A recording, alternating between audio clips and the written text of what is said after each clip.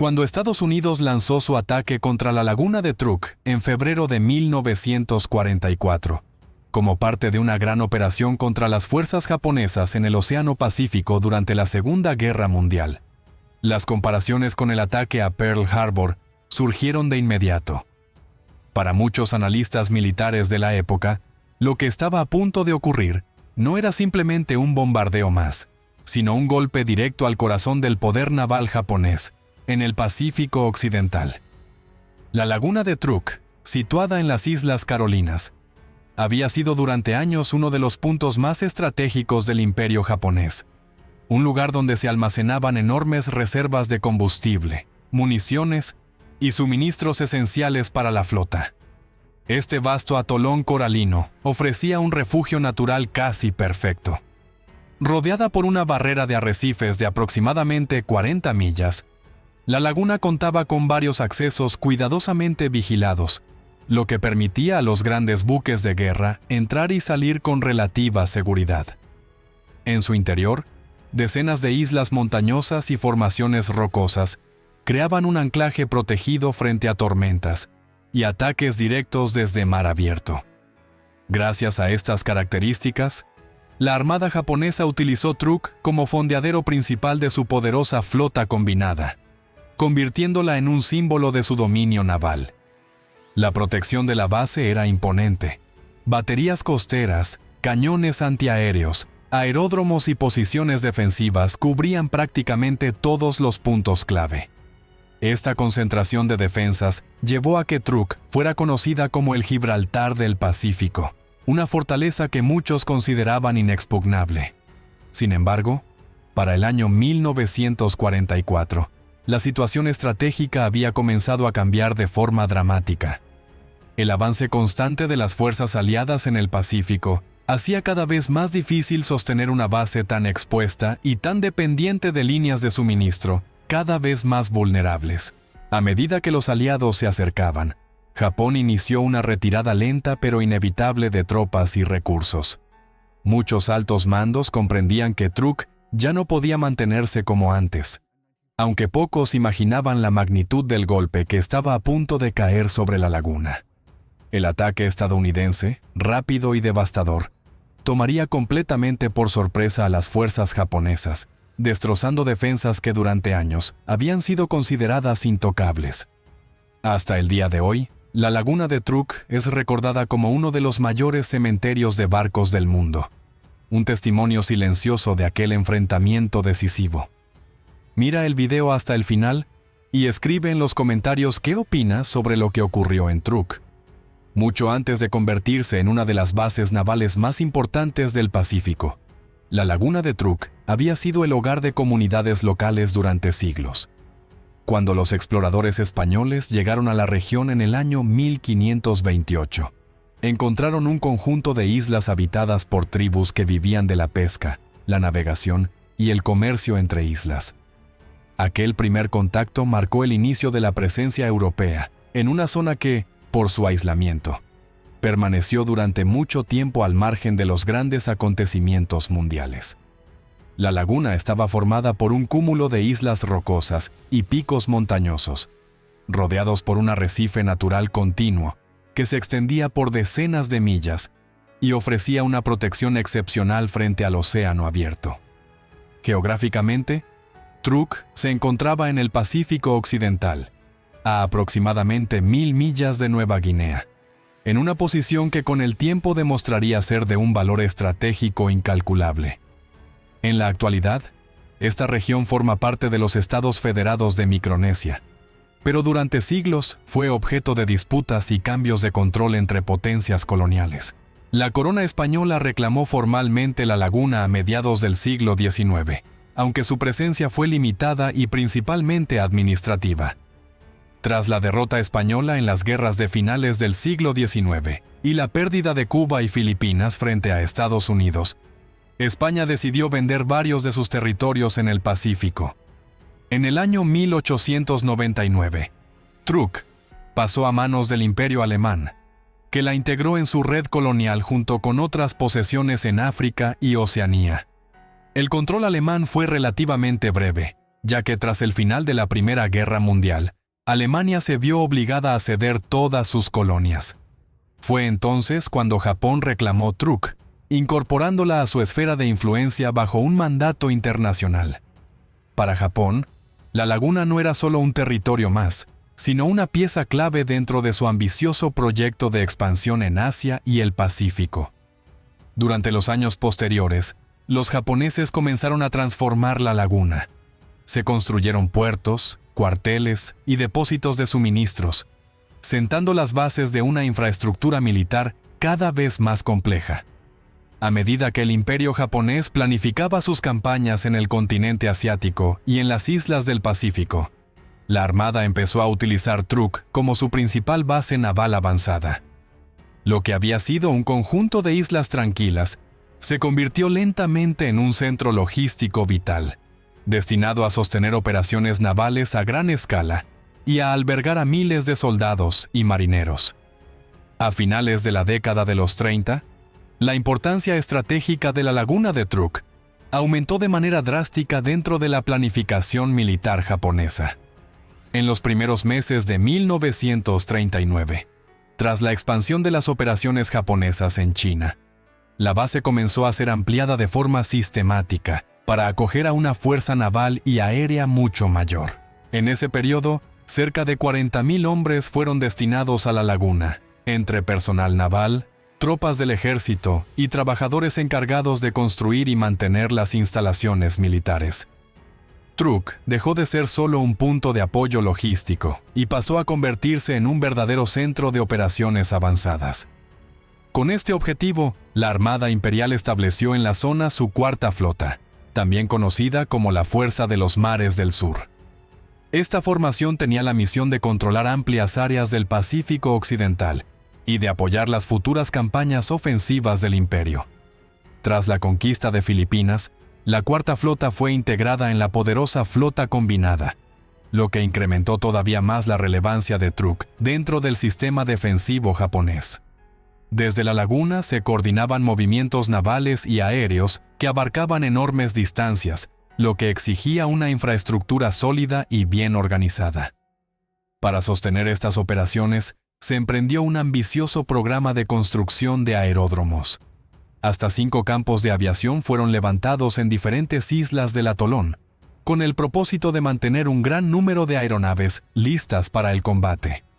Las bases de hidroaviones se establecieron en las islas de Dublón y Moen, aprovechando las aguas tranquilas de la laguna para facilitar las operaciones de despegue y aterrizaje.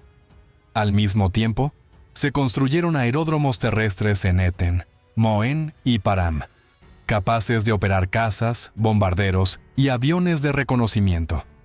Las instalaciones navales también se expandieron de forma considerable. En Dublón, se desarrolló un complejo portuario que incluía barracones, depósitos de suministros y un dique seco flotante con capacidad para 2.500 toneladas, una estructura clave para el mantenimiento y reparación de buques de guerra. Todo este conjunto de obras reflejaba la intención japonesa de convertir Truk en una base autosuficiente, preparada para sostener operaciones prolongadas en un teatro de guerra cada vez más amplio y exigente. Entre los años 1941 y 1942, la laguna de Truk alcanzó el punto máximo de su importancia operativa dentro del sistema naval japonés. Gracias a su ubicación central en el Pacífico Occidental, la base se convirtió en un punto de concentración temporal para algunos de los buques más poderosos de la Armada Imperial. Portaaviones, acorazados y cruceros pesados fondeaban regularmente en la laguna, utilizándola como punto de reunión antes de emprender operaciones ofensivas o como refugio seguro tras misiones de combate. Durante este periodo, Truk funcionó como un auténtico eje desde el cual Japón proyectaba su poder naval y aéreo sobre una vasta región. La posición geográfica de la laguna permitía responder con rapidez a las operaciones aliadas. Desde Truk, las fuerzas japonesas podían intervenir en zonas tan distantes como Nueva Guinea, las Islas Salomón y Gilbert, las Islas Marshall, Wake y las Marianas. Esta capacidad de reacción rápida otorgaba a Japón una ventaja estratégica considerable, especialmente en los primeros años de la guerra, cuando su iniciativa ofensiva aún no había sido frenada por el avance aliado. La laguna se convirtió así en un centro neurálgico donde se planificaban movimientos, se redistribuían fuerzas y se coordinaban ataques a gran escala. En agosto de 1942, la relevancia de Truk se vio reforzada aún más cuando el comandante de la flota combinada, el almirante Isoroku Yamamoto, estableció su cuartel general en la laguna. Yamamoto eligió como sede el acorazado Yamato, considerado en aquel momento el buque de guerra más grande y más fuertemente armado jamás construido. Poco después, el almirante Mineichi Koga llegó también a Truk a bordo del Musashi, el buque hermano del Yamato, lo que subrayó el papel central de la base en la conducción de la guerra naval japonesa. Tras la muerte de Yamamoto en abril de 1943, Truk se consolidó definitivamente como el principal fondeadero de la flota japonesa en el Pacífico.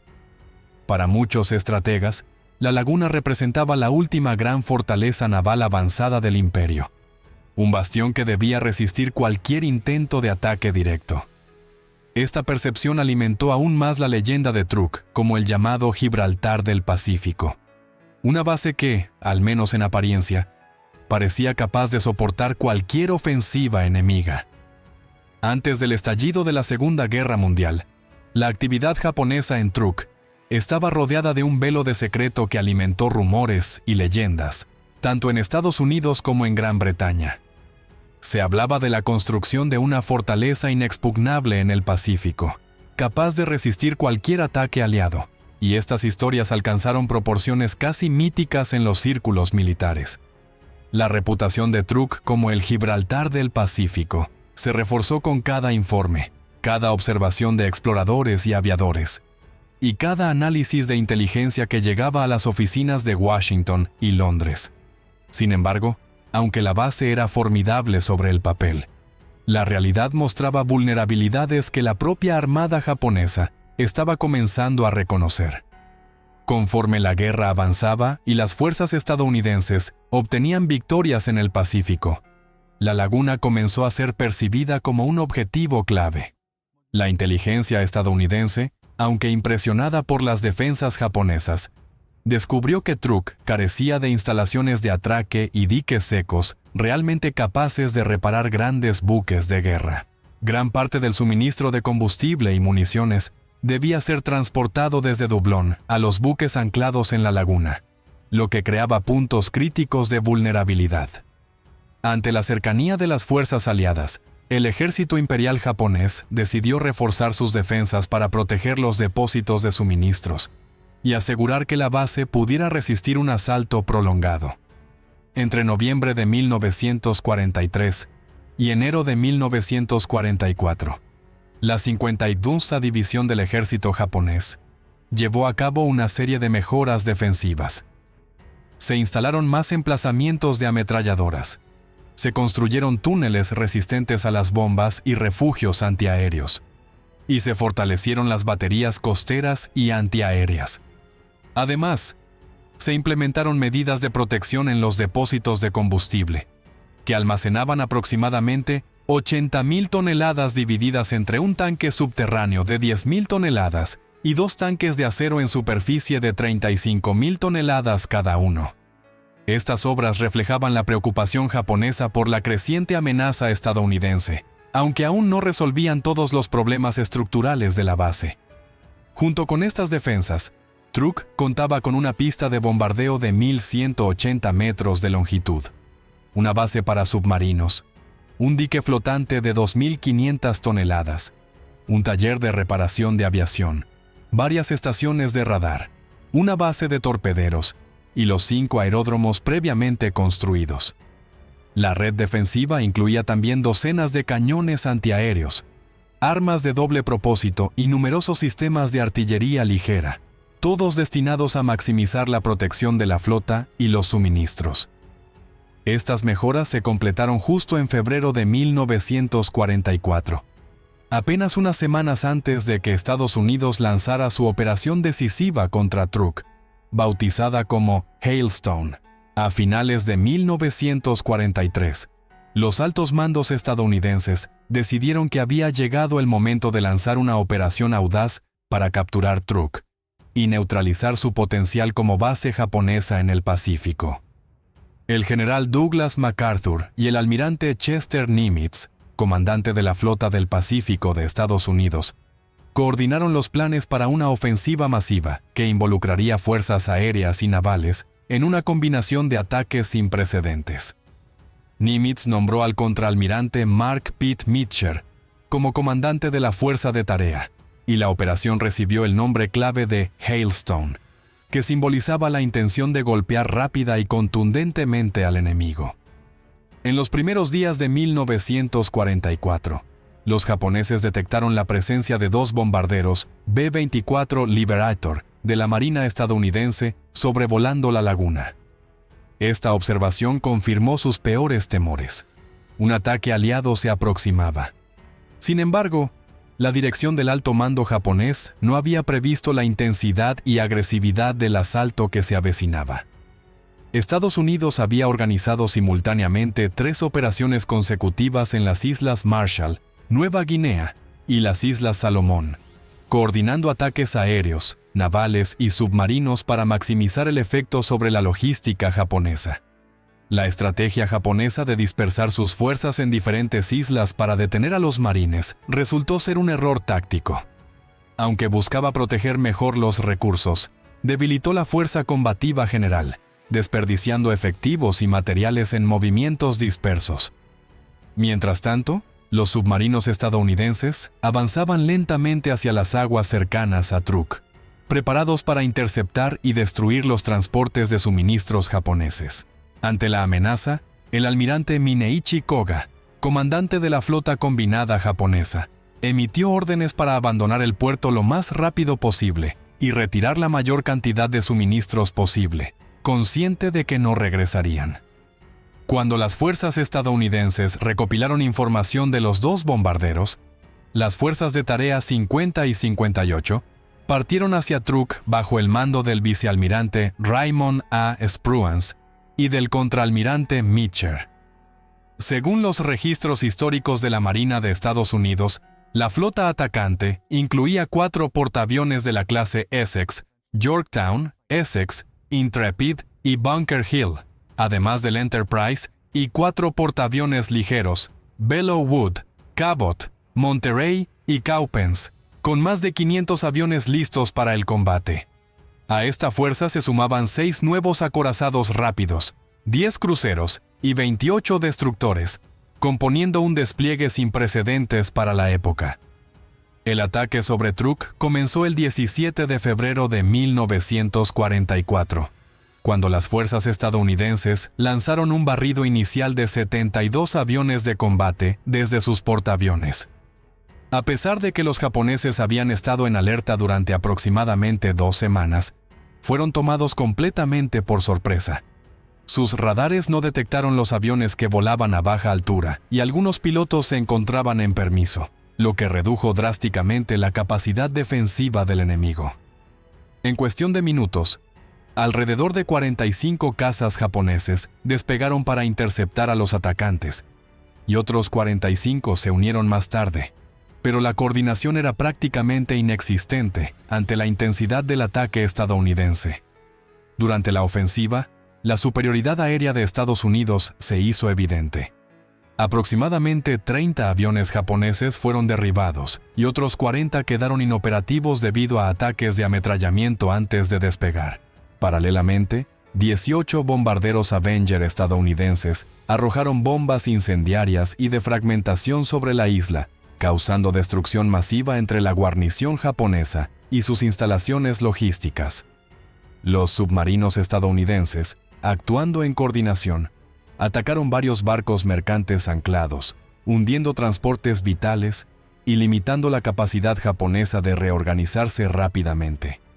A la mañana siguiente, las principales instalaciones de Truk estaban destruidas o consumidas casi por completo por el fuego.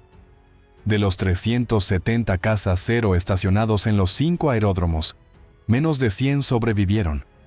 Los buques de guerra japoneses restantes intentaban una peligrosa retirada, escoltados por los pocos aviones que quedaban. Pero a las 5 de la mañana, más de 30 ataques aéreos estadounidenses habían lanzado cientos de bombas de 500 y 1000 libras, mientras que los submarinos dispararon 70 torpedos, hundiendo importantes buques mercantes como el Hoyumaru y el Ikoku-maru.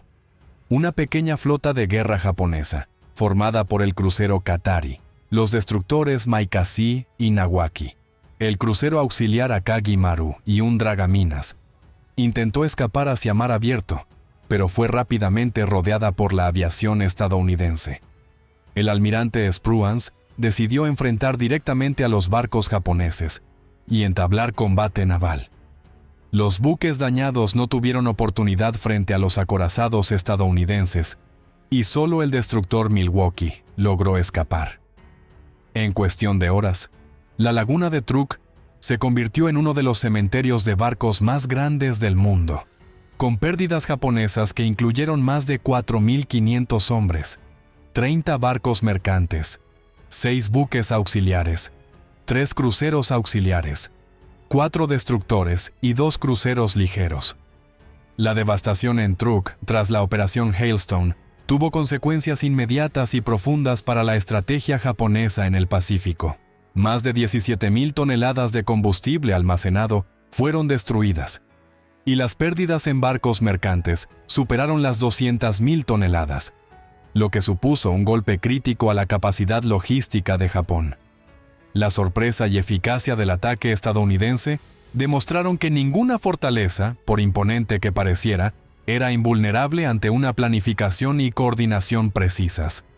La laguna, hasta entonces considerada inexpugnable, quedó prácticamente neutralizada y se convirtió en un punto de referencia para futuros ataques aliados en el teatro del Pacífico. El impacto sobre la moral japonesa también fue significativo. Miles de soldados y marineros perdieron la vida en un solo día, y la destrucción de infraestructura y aeronaves dejó al imperio japonés con capacidades muy reducidas para defender la región. Las instalaciones de reparación, las pistas de aterrizaje y los depósitos de combustible fueron arrasadas o inutilizadas, y los pocos barcos y aviones supervivientes apenas podían reorganizarse. La coordinación entre las diferentes fuerzas japonesas se volvió caótica, y la retirada de Truk fue una demostración de la vulnerabilidad de sus posiciones más avanzadas. Con Truk neutralizada, las fuerzas estadounidenses pudieron continuar su avance en el Pacífico, sin enfrentar resistencia significativa desde este punto estratégico. La operación abrió el camino hacia campañas posteriores en islas clave como Palau, Iwo Jima y Okinawa, donde las fuerzas japonesas continuarían luchando con ferocidad, pero cada vez más aisladas y con recursos limitados.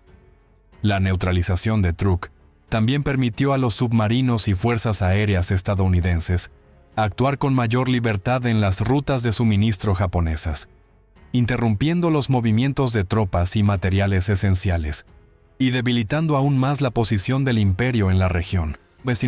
Años más tarde, en 1969, el explorador francés Jacques Cousteau organizó una expedición a la laguna y descubrió los restos de una docena de barcos japoneses, muchos de ellos casi intactos y muy cercanos entre sí. Los exploradores se sorprendieron al encontrar restos de marineros todavía dentro de algunas embarcaciones, un recordatorio silencioso de la magnitud de la tragedia que allí ocurrió. Como resultado, el gobierno japonés decidió otorgarles un entierro adecuado, honrando así la memoria de aquellos que perecieron en Truk. Hoy en día, la laguna se ha convertido en un atractivo turístico, ofreciendo vistas impresionantes y aguas cristalinas que todavía cubren una gran cantidad de barcos, aeronaves y suministros históricos. La laguna de Truk, tras la devastación de la operación Hailstone, no solo se convirtió en un cementerio de barcos, sino también en un símbolo de la transición del poder en el Pacífico durante la Segunda Guerra Mundial. La destrucción masiva de la infraestructura japonesa dejó en claro que las fuerzas aliadas podían planificar y ejecutar ataques de gran escala con precisión y rapidez, alterando el equilibrio estratégico de la región. Los sobrevivientes japoneses, tanto marineros como soldados, se enfrentaron a un escenario de caos absoluto, con la pérdida de instalaciones críticas, aeródromos y depósitos de combustible, que hacía prácticamente imposible sostener operaciones prolongadas en las islas cercanas. La expedición de Jacques Cousteau, en 1969, reveló mucho más que simples restos de barcos. Algunos de los buques estaban prácticamente intactos, con su estructura preservada por las tranquilas aguas de la laguna, y se podían observar los efectos del tiempo y la corrosión combinados con los daños del ataque. Los exploradores encontraron restos humanos en varias embarcaciones, un recordatorio impactante del coste humano de la guerra. Este descubrimiento llevó al gobierno japonés a organizar ceremonias de entierro adecuadas, reconociendo la importancia de honrar a aquellos que murieron defendiendo su país. La acción subrayó también la dimensión histórica y emocional de la laguna, que no era solo un sitio militar, sino también un lugar de memoria y respeto. Con el paso de los años, Truk ha evolucionado hacia un destino turístico de renombre. Sus aguas cristalinas y su rica biodiversidad marina atraen a buceadores y visitantes interesados en historia, ofreciendo la posibilidad única de explorar barcos hundidos y aviones militares sumergidos. Los restos de más de 30 embarcaciones y múltiples aeronaves permanecen en el fondo de la laguna, creando un museo submarino abierto que combina belleza natural con historia militar. Para los estudiosos y aficionados de la historia naval, Truk se mantiene como un testimonio tangible de la estrategia, la resistencia y la tragedia de la Segunda Guerra Mundial. Un lugar donde la memoria de los caídos se entrelaza con la fascinación por la historia y la naturaleza. Aún hoy, la laguna de Truk sigue siendo un recordatorio poderoso del impacto de la guerra, de la fragilidad de las fortalezas aparentemente inexpugnables y de la capacidad humana para reconstruir y conservar la memoria histórica. Los visitantes que se sumergen en sus aguas no solo exploran barcos y aviones hundidos, sino que también se conectan con la historia viva de un conflicto que cambió para siempre el curso del Pacífico y del mundo entero. La 10ª parte de esta historia culmina con el análisis completo de la Operación Hailstone y sus consecuencias tanto inmediatas como a largo plazo. El ataque estadounidense sobre Truk no solo destruyó la infraestructura japonesa y sus reservas estratégicas, sino que también marcó un punto de inflexión en la campaña del Pacífico. La pérdida de más de 17,000 toneladas de combustible, junto con cientos de miles de toneladas de suministros y más de 4,500 miembros de la guarnición japonesa, debilitó significativamente la capacidad del imperio para sostener operaciones ofensivas en el Océano Pacífico. La flota japonesa nunca se recuperó completamente de este golpe, y la neutralización de Truk facilitó la posterior captura de islas clave como Palau, Iwo Jima y Okinawa, acelerando el avance aliado hacia Japón.